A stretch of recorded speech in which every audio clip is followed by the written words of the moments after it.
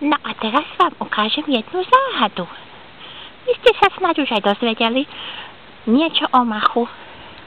Mach rastie v tmavých častiach.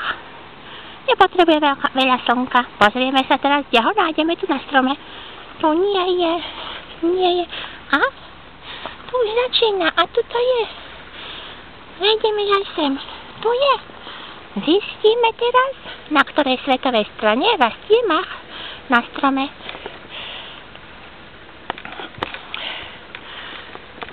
Otočíme búzolu alebo kompas a vidíme, kde smeruje.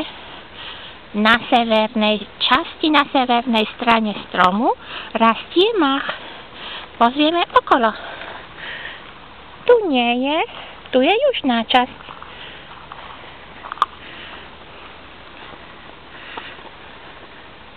A tu už začína, tu je severná polovička. Vidíte, deti? Aj vy si môžete zobrať kompas a ísť do prírody a zistiť, kde je sever. Ako na rastlinách zistíme, ktorým smerom máme ísť. Takže sever, pôjdeme tady to rovno.